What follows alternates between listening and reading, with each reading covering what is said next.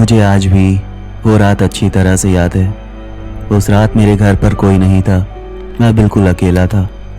मैं बैठकर अपने कंप्यूटर पर कुछ काम कर रहा था। तभी अचानक दरवाजे की घंटी बजी।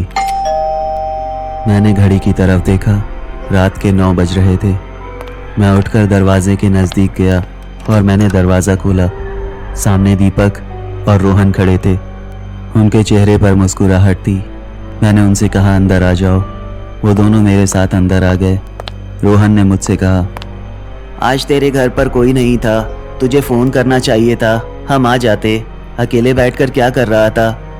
कुछ खास नहीं, मैं बस यूं ही कंप्यूटर पर थोड़ा काम कर रहा था। तुम लोग बताओ, इतनी रात को यहाँ कैसे? हमें लगा क्यों ना तुझसे बात कर लिया जाए। तेरा फ़ोन नहीं आया, इसलिए हम यहाँ चले आए। वैसे ये तुम दोनों ने ठीक किया कि मेरे घर आ गए। मैं कंप्यूटर पर कुछ काम कर रहा था, जिसकी वजह से वक्त का पता ही नहीं चला। तुम लोग एक काम करो, दूसरे कमरे में चले जाओ। वहाँ जाकर तुम टीवी देख सकते हो या जो कुछ तुम्हारा मन करे कर सकते हो। मैं थोड़ी ही देर में फ्री हो जाऊँगा, उसके बाद आराम से बैठकर बातें करेंगे। रोहन और दीपक वो दोनों दूसरे कमरे में चले गए। वहाँ जाकर वो लोग टीवी देखने लगे। मैं एक लगातार अपने कंप्यूटर पर काम कर रहा था। देखते ही देखते रात के 10 बज गए। रोहन ने मुझे आवाज़ देकर कहा, राहुल, तेरा काम खत्म हुआ या नहीं? हम यहाँ कब से बेवकूफ़ों की तरह बैठे हुए हैं। अगर हमारे साथ बैठ, वरना हम चले जाएंगे। मैंने उन्हें आवाज़ देकर कहा, बस 5 मिनट रुक जाओ, मेरा काम ख़त्म हो गया है। मैंने जल्दी जल्दी अपना काम ख़त्म किया। उसके बाद मैं उनके साथ जाकर बैठ गया। हम एक लगातार बातें करते रहे और देखते ही देखते रात के 11 बज गए। भाइयों, मैं खाना खाकर नहीं आया था, इसलिए मुझे बहुत भूख लगी है। हाँ यार, भूख तो मुझे भी लगी है। एक काम करते हैं, पास में ही एक रेस्टोरेंट है, वहाँ चलते हैं। हाँ, ये सही रहेगा, चलो वहीं चलते हैं। उस रात हम पैदल टहलते हुए उस रेस्टोरेंट के लिए निकल गए। हम बातें करते हुए आगे बढ़ते जा रहे थे। रात बहुत हो चुकी थी, आसपास बहुत ज़्यादा सन्नाटा था। मुझे उम्मीद नहीं थी कि वहाँ कुछ खाने के लिए मिलेगा, लेकिन जब हम वहाँ पहुँचे तो वो रेस्टोरेंट खुला हुआ था। हम एक जगह पर जाकर बैठ गए। थोड़ी देर बाद वेटर आया।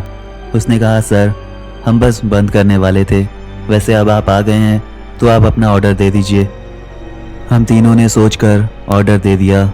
थोड़ी देर के बाद वो वेटर हमारा खाना लेकर आया। हमने आराम से खाना ख़त्म किया। उसके बाद वापस टहलते हुए मेरे घर के लिए निकल गए। जब हम मेरे घर के पास पहुँचे तो रोहन और दीपक ने कहा कि रात बहुत हो चुकी है, इसलिए हमें घर जाना होगा। वो दोनों अपनी बाइक लेकर वहाँ से निकल गए। उसके बाद मैं घर गया और चुपचाप जाकर सो गया। अगली सुबह हमेशा की तरह सुबह 5:30 बजे मेरा अलार्म बजने लगा और मेरी आँख खुली। मैं जल्दी जल्दी तैयार हुआ क्योंकि मुझे जिम जाना था। थोड़ी देर के बाद जब मैं तैयार हो गया तो मैंने अपने घर का दरवाज़ा बंद किया। उसके बाद टहलते हुए यूं ही जिम के लिए निकल गया। मैं यूं ही बढ़ता जा रहा था और कुछ दूर पर मुझे एक भीड़ दिखाई दी। वो भीड़ उस रेस्टोरेंट के पास थी जहां कल रात मैंने खाना खाया था। मैं टहलता हुआ उस रेस्टोरेंट के पास पहुंचा। वहां जाने पर मुझे पता चला कि रेस्टोरेंट में आग लग गई थी, जिसकी वजह से काफ़ी लोग मारे गए। अंदर जितने भी लोग थे वो सारे मर गए। वहाँ पुलिस वाले भी आए हुए थे। मैं वहीं पर खड़ा हुआ था, तभी अंदर से कुछ लोगों ने उस वेटर की लाश को निकाला जिसने कल रात हमें खाना दिया था। ये देखकर मैं चौंक गया था। कुछ दूर पर मुझे मैनेजर खड़ा हुआ दिखाई दिया। मैं उसके पास गया। मैंने उससे कहा कि ये आग कब लगी थी, क्योंकि कल रात तो मैं भी यहाँ आया था। उसने बताया कि आग तकरीबन 10 बजे लगी थी। ये सुनकर मैं चौंक गया था। ये अजीब था क्योंकि मैं दीपक और रोहन के साथ उस रेस्टोरेंट में तकरीबन 11 बजे आया था। पुलिस वाले और बाकी के लोग अंदर से मरे हुए लोगों को निकाल रहे थे। मैं भी उन्हें देखने उनके करीब चला गया और मैंने देखा कि उन लोगों ने मैनेजर की लाश को निकाला। ये देखकर मैं बहुत ज़्यादा डर गया था, क्योंकि थोड़ी देर पहले मैंने मैनेजर से बात की थी। मैं यही सब खड़ा होकर चुपचाप देख रहा था। तभी अचानक पीछे से आवाज़ आई, राहुल, ओए राहुल, वहाँ खड़ा होकर क्या कर रहा है? जिम जाना है, हमें देर हो रही है, चल चलते हैं। मैंने पीछे पलट कर देखा, वो रोहन और दीपक थे। मैं उनके करीब गया। मैंने उनसे कहा, तुम लोगों का दिमाग खराब हो गया है, तुम्हें जिम जाना है। यहाँ देखो, कल हम यहाँ आए थे रात के वक्त और यहाँ तकरीबन 10 बजे आग लगी। ये कैसे हो सकता है, क्योंकि हम तो यहाँ 11 बजे आए थे। राहुल, तू भी अजीब बातें करता है। आग लग गई होगी यार, होता है कभी कभी, लोग मारे जाते हैं, इस बात से हमें क्या लेना देना। चलो जिम चलना है, देर हो रही है, जिम नहीं जाना क्या तुझे? यार तुम लोगों को क्या हो गया है? ये तुम लोग कैसी बात कर रहे हो? मुझे मुर्दे दिखाई दे रहे हैं। मैंने मैनेजर से अभी बात की और पुलिस वालों ने उसी मैनेजर की लाश को अंदर से निकाला। यहाँ तक कि थोड़ी देर पहले उन्होंने वेटर की लाश को निकाला जिसने कल हमें खाना दिया था। बात को समझो। यार तू बात को समझ नहीं रहा है, हमें नहीं पता यहाँ क्या हुआ। वैसे हमें जिम जाना है, हमें देर हो रही है, तुझे नहीं जाना तो तू मत जा। चल यार रोहन, हम चलते हैं। हाँ ठीक है, जाओ, तुम लोगों को तो बस अपनी पड़ी रहती है।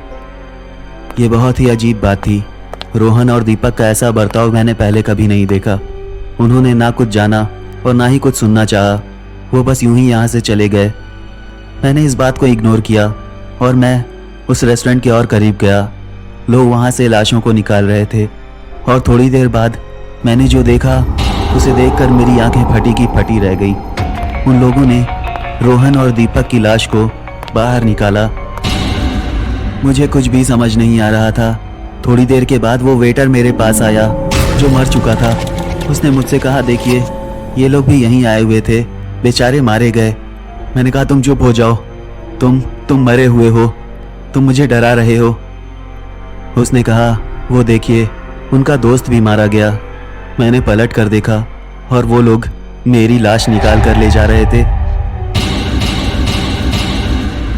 उस वक्त मुझे ये समझ में आ गया था कि मेरी मौत हो चुकी है। शायद मैं भी इसी रेस्टोरेंट में मारा गया हूँ। लोग कहते हैं कि जब इंसान की मौत हो जाती है तो कुछ दिन तक उसकी आत्मा इसी दुनिया में हमारे आसपास रहती है। शायद इस वक्त मेरे साथ यही हो रहा था। मुझे ऐसा लग रहा था कि मैं हर रोज़ की तरह सुबह उठा हूँ और मैं ज़िंदा हूँ। मैं उन सारे मरे हुए लोगों को देख पा रहा था जो शायद मेरे साथ मरे थे, यहाँ तक कि मेरे दोस्त भी। इसके बाद अब मेरे साथ क्या होने वाला है, इस बात का मुझे अंदाज़ा नहीं। हो सकता है मेरी आत्मा हर रोज़ इसी तरह भटकती रहे, या फिर हो सकता है ईश्वर ने मेरे लिए कुछ और सोचा होगा।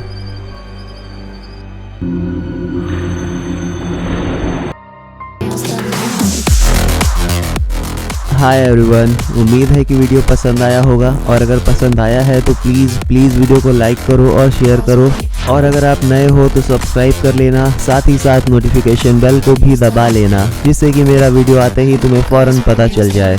इसके अलावा तुम सब मुझे फॉलो कर सकते हो मेरे इंस्टाग्राम अकाउंट पर, सारे लिंक डिस्क्रिप्शन में दिए हुए हैं। तो अब मुलाकात होगी अगली कहानी में, तब तक के लिए बाय।